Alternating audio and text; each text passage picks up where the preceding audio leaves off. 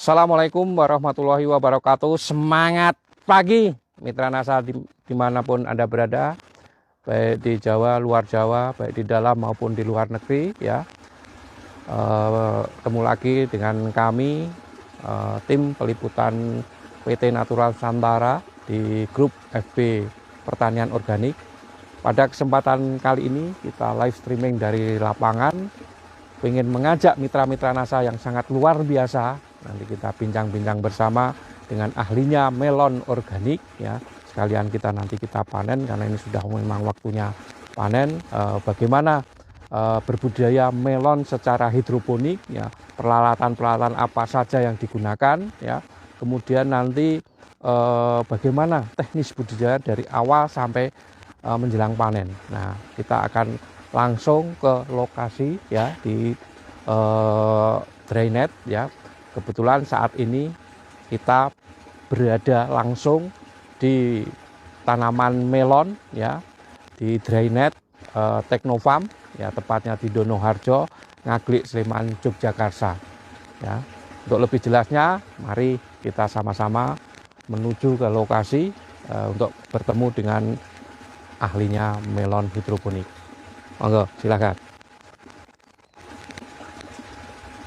Ya, di drynet Teknofarm selain ada hidroponik, ini juga ada tanaman-tanaman jeruk ya, semua jenis jeruk, dan juga tanaman-tanaman tahunan yang lain ya. Mitra NASA bisa ya, nanti kalau pas kunjungan ke Jogja bisa mampir ke lokasi drynet Teknofarm yang ada di Ngaglik, Sleman, Yogyakarta. Nah, butuh apa-apa. Nah, ini ada kantornya ya, kantor pengelola kebun di drynet Teknofarm ya. Ini juga ada kolamnya ya. Ini ada kolamnya juga, luar biasa. Nanti bisa, ini juga ada kolam ya. Terus terang drynet ini masih baru, ini drynet yang satu ya. Ini sudah kita tanami melon, yang ini baru kita untuk perbanyak lagi dibuat peralatan. Langsung saja nanti kita temui sama pengelola untuk melon organik ini.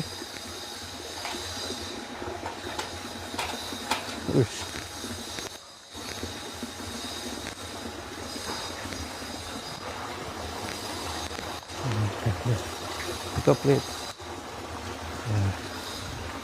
Ya, ini salah satu melon yang sudah panen. Nanti kita langsung bincang-bincang dengan pengelola dari drynet. Ya.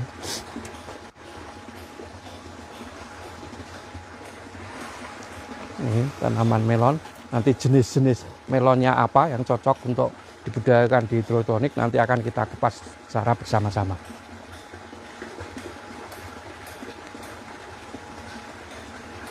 Ya.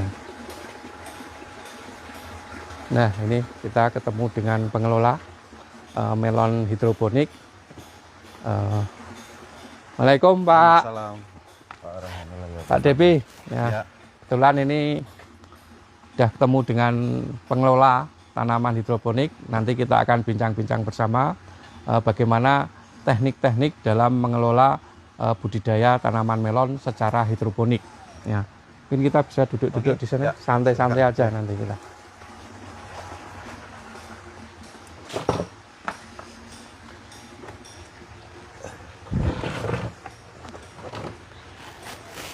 Stop, Mas.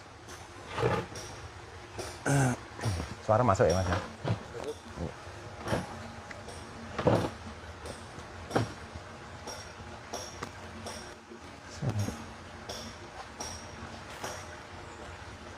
Oke.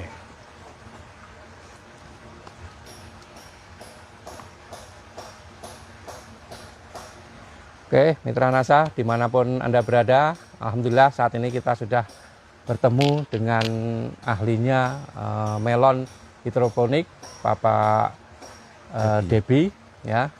Mungkin nanti kita bisa bincang-bincang bersama bagaimana teknologi-teknologi yang digunakan untuk budidaya hidroponik ini. Semangat pagi Pak Semangat Hidroponik, pagi. Ya. Pak Depi. Ya. Nah ini kami dari Mitra NASA ya. Ini kita live streaming di FB Pertanian Organik. Mitra-mitra NASA dimanapun berada pengen tahu bagaimana cara budidaya tanaman melon terutama di hidroponik. Tapi mungkin lebih dijelaskan dulu lokasi tanaman melon itu ada di mana. Silahkan Pak Depi. Salam jumpa buat kawan-kawan di manapun berada. Saat ini kita di greenhouse lokasi di Donoharjo, Ngaglik, Sleman, Yogyakarta. Jadi tanaman ini tanaman perdana di sini ya. Jadi ada 2000 populasi di dalam 500 meter persegi. Cuman yang dalam masa panen saat ini baru 1000 ya, 1000-an populasi.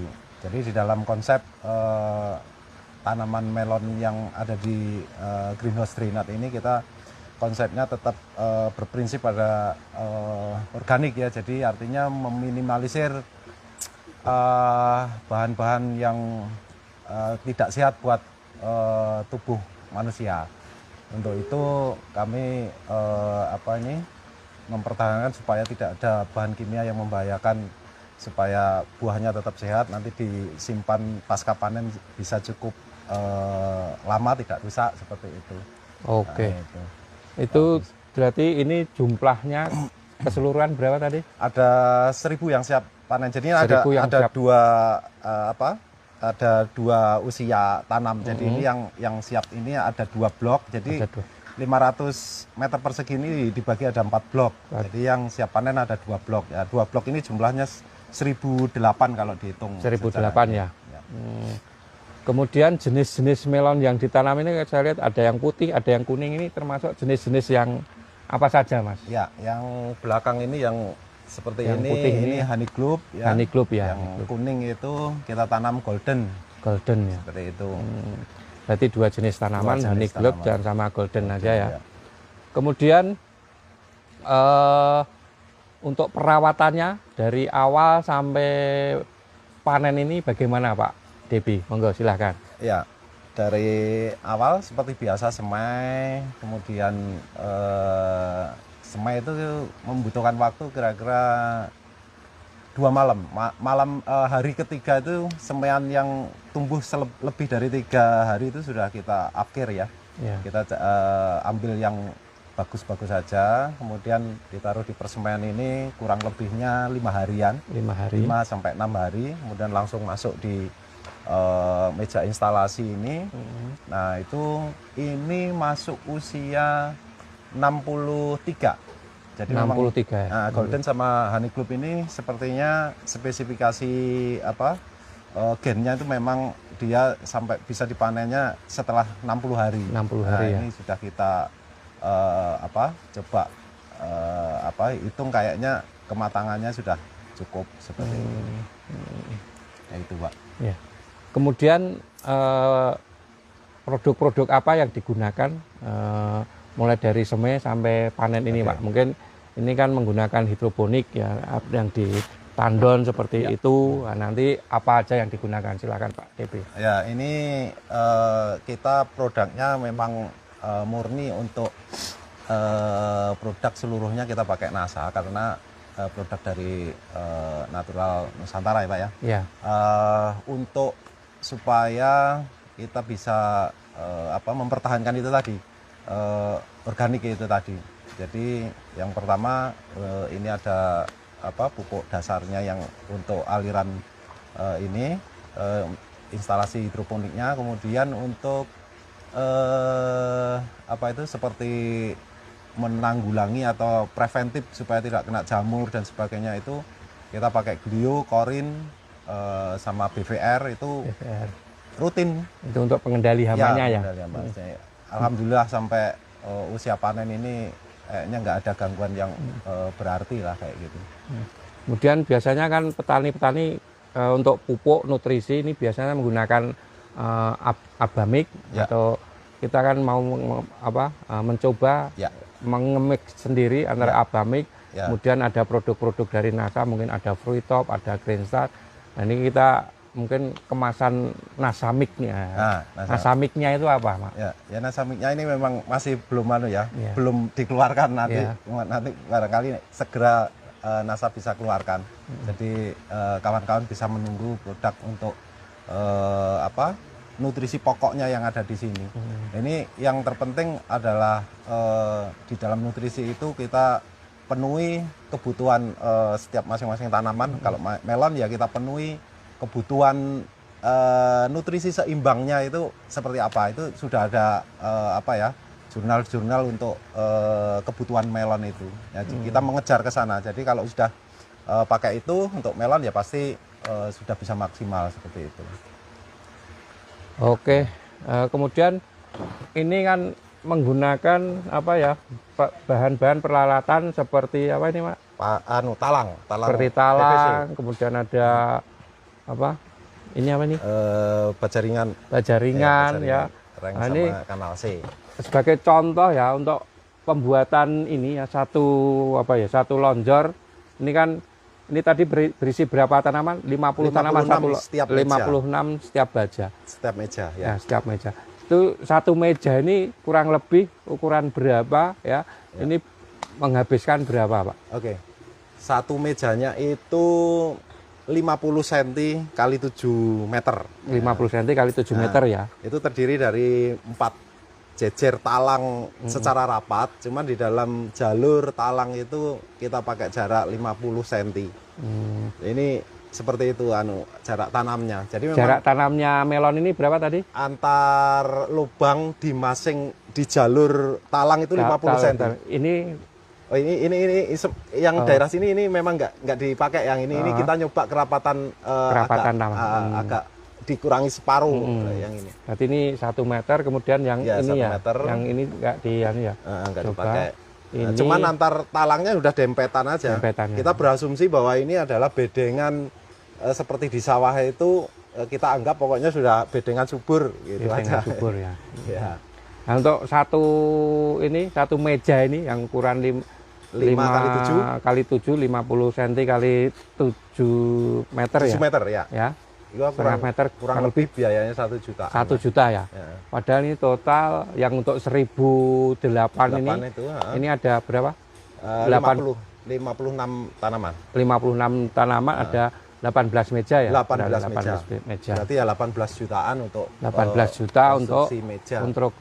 Untuk budidaya tanaman melon.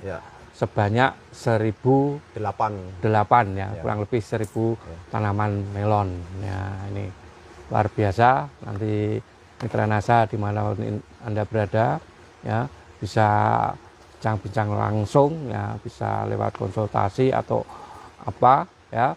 Ini bisa bagaimana cara membudidayakan, kemudian nanti tinggal paranet itu nanti bisa menyesuaikan mau pakai gavalum atau mau pakai apa? Bambu ini bajaringan atau bambu juga bisa nanti menyesuaikan dengan kalau kantong. Bambu biasanya biayanya cuma sepertiga atau seperempatnya. Sepertiga, tapi kan untuk jangka kedepannya itu lebih ke gavalum. Ini sudah umur 64 hari ya. Ini target per pohon ini, target per buah ini berapa, Pak? Untuk ini hanya dibuahkan berapa? Satu ya? Ini cuma satu dan saya nggak pakai pruning atas ya.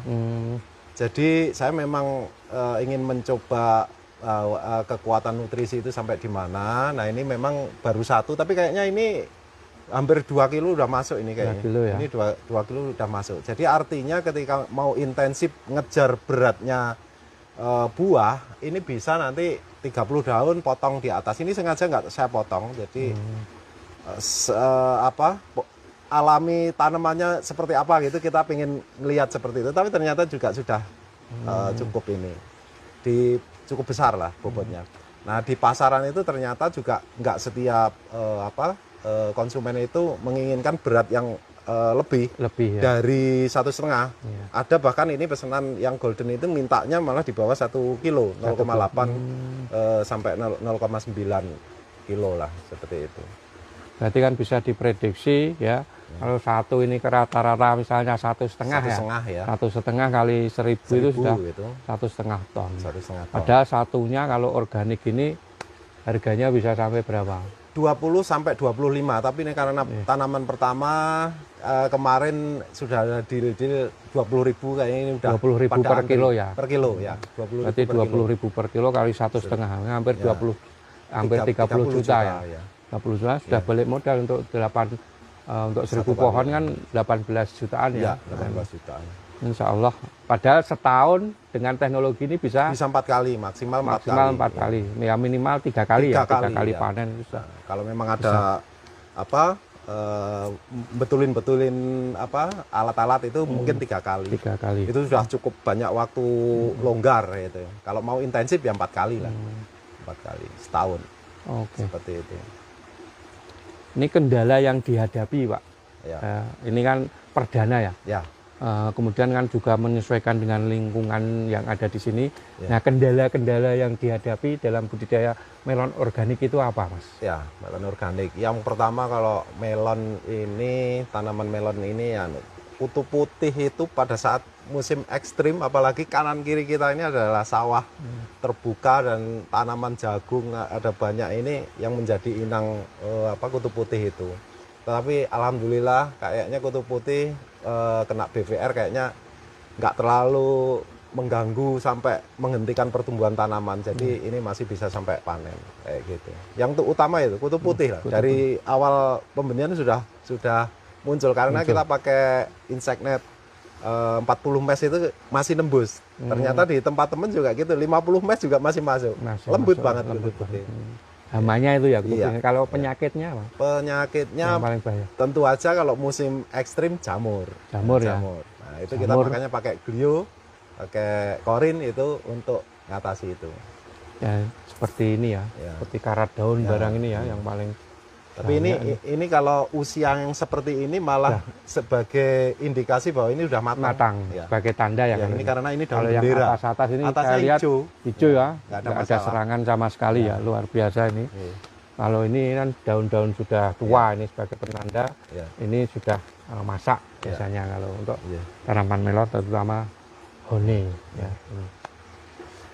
Mungkin pemirsa bisa lihat ini di sini, Mas. Ya.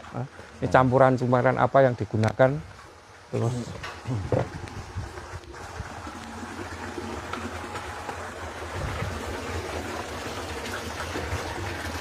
nah, ini bisa Taruh di atas biar nggak kena panas. pemirsa lihat, bisa dijelaskan oleh Mas Debi ini sistem kerja pemberian nutrisi pada tanaman melon hidroponik. Ya, ini campuran-campuran ini apa saja, Ya, Mas? Bisa pemberian diterangkan? nutrisi ya, nutrisi baku ini ada 13 unsur ini diramu di dua Tabungnya. ember merah Ember ini. merah ya. Ember merah ini. Jadi 13 unsur ya, N, P, K, Ca, Mg, kemudian boron, magnesium, sulfur, semuanya ini sudah ada di kanan kiri ini. Nah, kita menambahkannya berapa oleh karena di sini saya sudah pakai otomatisasi, jadi ya dia akan otomatis menambah sesuai setelan ppm yang kita inginkan kayak gitu. Nah, Biasanya ini ppm-nya berapa? saya nggak pernah lebih dari 1000 ppm. 1000 ppm. Jadi kalau masa vegetatif saya pakainya maksimal itu 600 ppm. Jadi ini sangat ngirit sekali nutrisi yang kita pakai selama ini. Kemudian pada saat pembungaan sampai dengan pematangan saya maksimal paling 900 ppm. Jadi ini yang disebut dengan ramuan nasamik tadi. Nasamik, embrio nasamik. Ya. Ya. Salah satunya ada Bultop, Ya. kemudian ada yang lain-lain. Nanti untuk jelasnya nanti. Ya.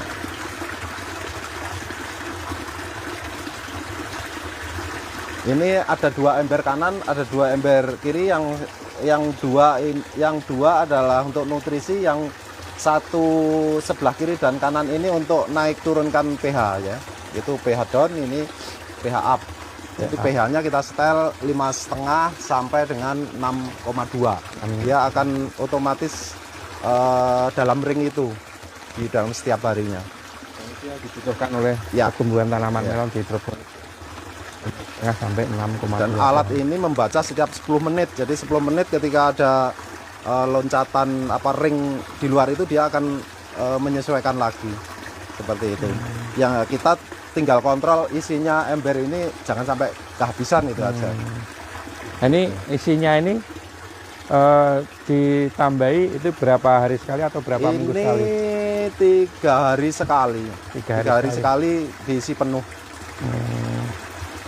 Dengan diambilkan yang dari sini, Mas? Ya, ini stok. Kebetulan stok, ini ya. Udah ini kalau habis sudah panen, mau panen. Tinggal stok yang ada di ember kecil. Ini misalnya ini kan sudah panen ya, sudah panen semua. Ini kan masih, masih bisa digunakan nggak? Oh, sangat bisa. Tapi biasanya kalau sudah kena di akar itu kan ada zat alelopati. Jadi kalau seperti itu mending kita aplikasikan ke lahan luar. Kebetulan ada tanaman jeruk di luar, kita manfaatkan itu. Sangat bagus ini. Masih sangat. Jadi bisnisnya pupuk ini Tranasa dimanapun Anda berada ya, ini masih bisa digunakan terutama untuk tanaman-tanaman yang di luar. Nah, nanti kalau kita mau tanam lagi, kita meramu lagi. Ya. Jadi sisanya ini di luar kan ada tanaman-tanaman jeruk dan tanaman-tanaman yang lain itu bisa digunakan. Ya.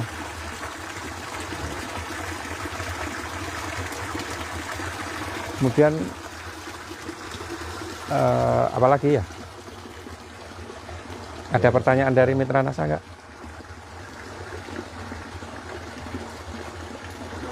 Belum. Kalau yang itu rencana untuk apa, Mas? Oh, sebelah nanti beda sistem. Jadi beda sistem ini, Mas. Sistemnya nanti akan pakai Dutch bucket atau pakai ember bekas es krim. Nah, itu.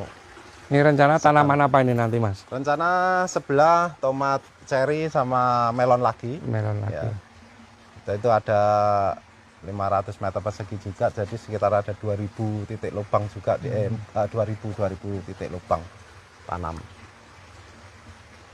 Seperti luar itu. Biasa, pemirsa bisa lihat ya, tanaman yang sangat subur sekali dan tidak ada gejala-gejala penyakit sama sekali ya, sampai atas ini. Bisa kita lihat ini paling bawah. Perlu saya sampaikan ke teman-teman ya, jadi polinasi atau mengkawinkan bunga-bunga betina dari bunga jantan itu kita dibantu lebah lanceng. Ini bisa menjadikan nilai tambah penghasilan nanti juga. Jadi untuk meminimalisir tenaga untuk polinasi itu biasanya kan bunganya banyak, jadi membutuhkan waktu yang panjang. Nah, itu kita dibantu lebah lanceng ya. Jadi yang di atas-atas masih ada banyak buah susulan, sudah mulai membesar itu, ya itu karena ada lanceng itu. Nah, ini adalah buah susulan. Ternyata tidak mengganggu buah yang di bawah. Jadi dimungkinkan satu tanaman itu bisa lebih dari satu buah, meskipun tidak dipotong di atas, dia masih mampu. Nah, ini kalau intensif, daun ke atasnya dibatasi 25 sampai 30 terus dipotong, buahnya pasti besar. Gitu. Berarti untuk panenan ini tergantung dari permintaan pasar ya. Pasar itu kan biasanya di bawah 2 kilo atau 1,5 kilo. Ya. Jadi memang kalau untuk di budidaya melon itu kalau memang misalnya di atas itu dipotong, ini biasanya nanti hubungannya ke buah. Seperti ini, Mas. Coba ambil gambar nih. Ini buah ini kan sudah siap petik yang bawah ini. Nah, kerja lebah di atasnya sudah di atas sekilo itu sudah ada lagi. Jadi pengalaman itu pernah satu pohon bisa panen 3 kali. 3 kali. Nah, seperti itu. Bawahnya sudah ada buahnya.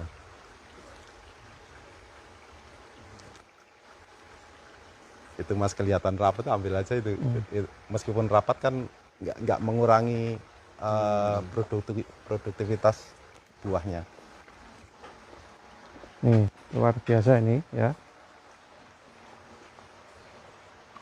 Jadi kalau jarak tanamnya agak diperjarang, katakanlah separuhnya, pasti lebih besar ini. Ini karena permintaan pasar nggak lebih dari 1 kilo, ya sudah kita bikin seperti ini.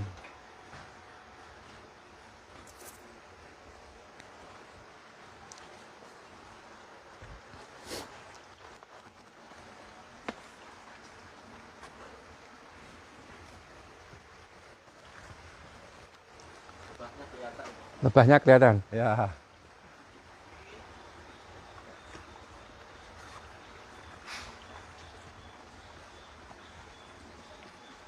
Yang sini kuning semua. Ini yang 1000 yang sini ya? ya 1002 blok ini. Nah, ini yang 1000 500, sana. Yang ini 504. belum. Ya ini yang ini 1000 lagi. Ini masih belum tua karena memang tanamnya itu berbeda. Kalau yang ini masih umur berapa, Mas? Ini 40-an hari. 40-an hari ya. Wis sudah ada tanda-tanda tapi belum begitu tua Ya.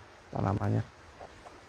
Ya mungkin seperti di mitra-mitra NASA ya, kita kan ada teknis budidaya melon ya, tapi ini tidak di hidroponik tapi yang di mana? Di sawah ya, Sawah. di luar ya. Ini juga yang di teknis melon ini juga hone ya. Ini malah kalau di luar ini bisa dibuahkan 2 ya, itu juga ada, tapi kalau 2 itu ada pengaturan untuk pemotongan. Biasanya di cabang yang kedua 3 itu sudah dipotong ya. Cabang 2, 3 itu untuk pembentukan buah ya. Itu. Nah, mungkin kita bisa tester ya, bagaimana apakah buah ini memang betul-betul betul-betul mantap. Nah, kita lihat kadar gulanya itu berapa, nanti kita bisa tester mungkin yang langsung panen di lahan. Ini kemarin sudah diukur rata-rata ada 13 sampai 14 yang di lahan. Tapi kalau didiamkan 2-3 hari ya itu nanti insya Allah bisa di atas 15, bahkan bisa sampai 16 kalau sudah diendamkan. Monggo Pak Agus. Ya Mas Devi aja. Wah, yang siap panen. Ya, kita cobain yang kelihatan sangat sudah matang sekali.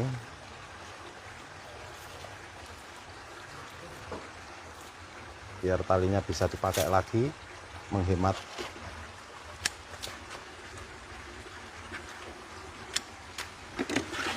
Coba kita timbang. Ini bisa cara panennya kok harus seperti ini, mungkin bisa dijelaskan Mas Devi. Ini nggak tahu ya, kayaknya kesepakatan internasional harus kayak gini. Dan bendera dihilangin, melon ini cabangnya disisakan kurang lebih segini lah. Ini jangan sampai nanti ininya ini ke sini, karena ini bisa mempengaruhi kualitas biasanya kalau kalau untuk kualitas ekspor itu. Ini 1,3 lah. 1,3 ya biasa. Oke, kalau mau dites Pak Agus. Oh, pesonya belum ditaruh sini. Peso. Sebentar. Oke. Ini. Bentar, tak suruh bawa sini tadi. Mas. Iya, lek belah. Apa? Sikit. Biaya bawa pupuk peso sini. Belum. Sambil nunggu pisau, ini mitra NASA, mungkin untuk 1000 pohon ini ya, ini tadi biayanya belum ya. Untuk 1000 pohon ini Mas ya, ini biaya pupuk yang digunakan itu berapa, sama pengendalian hama pupuk saya kurang lebih habisnya sekitar 80-an liter ya, 80-an liter. Nah, biasanya kalau kemasannya 50 liter berarti kita beli 2 itu 1.600.000 habisnya. Kemudian benihnya 1000 itu 1 juta lah, 1 juta. Udah berapa tadi? Ya kalau 1 juta sama 2.600.000 ya. 2.600.000. Paling kalau untuk apa? Untuk pengendalian apa tadi kayak BPR karena misalkan, memang ini sangat kecil sekali ya penggunaannya ya, karena itu memang paling kalau diambil ini misalnya 500 Berarti 31 ya, Ya. 3.100.000 kayak gitu. Masih anu sepeleng ininya masih jauh lah. Masih jauh ya. Jadi sangat. penggunaan pupuk, kemudian juga ada pengendali hama ya. Kemudian juga benih. Ya. Ini kurang lebih sekitar untuk 1.000 meter ini 3.100.000-an ya. Nah, tambah ini sudah masuk sekali ini ya. Sekali panen aja sudah balik modal untuk budidaya melon ini. Ya mungkin nanti bisa. Yang penting intensif cara merawatnya ya, kayak gitu. Ya, oke, kita bedah melon dulu. Monggo Kak. Silakan. Nih. Iya. Siapkan besok. Tadi berapa tadi? 1,3. 1,3. Buat ini saya supaya tahu. 1,3. Bismillahirrahmanirrahim.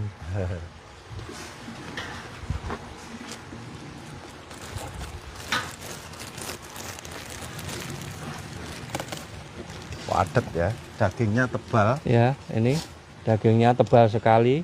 Ya. Pemirsa bisa lihat ini kelebihan melon hidroponik, dagingnya tebal, isinya sedikit. Nah, ini kan kalau makan segini luar biasa. Ini kalau bisa segini lagi lebih tegal. Dan dipastikan pakai sistem ini yang kita terapkan di sini. Teman-teman bisa buktikan kalau bisa datang ke sini, daging ini bisa dinikmati sampai titik di bawah kulit. Jadi nggak ada yang keras sama sekali. Ya. Jadi bisa dimakan semua. Sampai sini nih ya Mas. Iya. Ya? Kalau biasanya 1 senti sudah keras iya, gitu. Ini nggak ada kerasnya lah pokoknya. Kalau mau sampai kulitnya juga nggak apa-apa. Kamu nggak mau nggak? Ganes ini Mas, di ganes itu. Sus.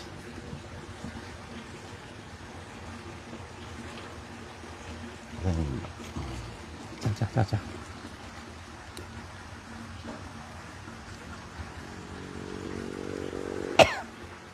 Yang termanis biasanya tengah ini yang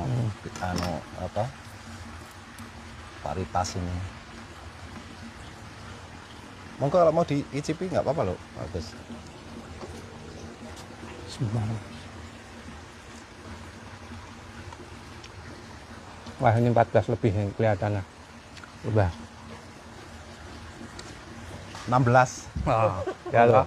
Betul enggak? 16 loh. Gue bilang 14 lebih, 16 nih. Karena dari rasanya kelihatan manis. Ya kan? 16. Ya. Luar biasa. Ini tester yang sangat luar biasa loh. Ya. Ini Mas, ini masih manis loh Mas. 15 ini. Itu yang dikatakan Pak Dewi tadi. Ya, sampai kulit. Sampai itu kulit nggak ada. luar biasa. Tapi saya nggak mau makan kulitnya Mas ya. Saya nambah lagi ya sebentar.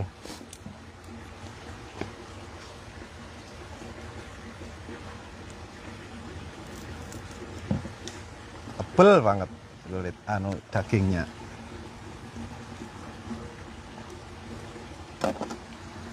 Nih ya, tadi dikatakan Mas Devi tadi sangat manis, padahal ini langsung petik Ya, dan belum diperam. Kadar gulanya 16, itu luar biasa. Manisnya sangat luar biasa. Monggo mitra-mitra NASA semuanya ya, silahkan berbudidaya organik.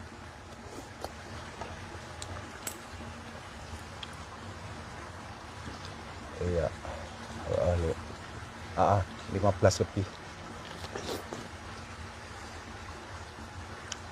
Saya biasa ngukur ini dari rasa melonnya itu udah.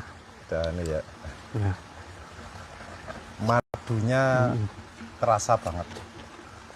Ini Mas Dimas sih tinggal Mas. Enggak semaput. Lupa. Ada pertanyaan Pak. Polinasi atau penyerbukan buatan Iya. sebaiknya bunga keberapa dan bisa dilihat keberhasilannya setelah berapa hari? Oke. Bunga terbaik menurut pengalaman saya itu bisa di rata-rata itu di atas daun ke-7 kalau saya. Biasanya kalau yang literatur itu biasanya di atas 8 atau 9 sampai ke 13. Saya 7 itu sudah mulai karena melihat figur tanamannya sudah dimungkinkan untuk dipolinasi. Dan polinasinya jangan sampai lebih jam 10 kalau saya. Jadi udah kering, kalau kena panas sudah kering. Tetapi memulainya setelah embunnya sudah menguap. Kalau masih basah kita polinasi itu kayaknya juga kurang bagus. Sebenarnya yang paling ideal itu ya cara polinasinya lebah itu. Karena dia mungkin ada sensor ininya ya. Ini dikawinkan di situ sudah hasilnya bisa jadi bagus. Natural ya. Nih Mas tadi ya, nih yang sampai hati manisannya kelihatan nih tipis sekali ya, silahkan yang mau kulitnya nggak apa-apa. 16 tadi kelihatan ya Mas ya, Kelihatan. Nih bisa lihat lagi nih, bisa breaknya 16 padahal petik langsung ini Mitra Nasa teman-teman. Mendadak bisa kelihatan. Kelihatan. Oke. Jelaskan Pak. Oh, Antara itu apa? biru-biru. Antara biru, perbatasan antara biru sama putih. Ya, itu menunjukkan angka kadar gula. Jadi kalau itu masuk di dalam kategori premium itu minimal 13. Jadi ini sudah cukup lah. ya. Kayak gitu. Oke, nih Mas Afif biar Mbak satu gimana rasanya? Oke. Terlalu banyak gula ini. Wah, terlalu banyak gula. Jadi nggak usah aja Mas. Nanti gulanya tinggi kamu.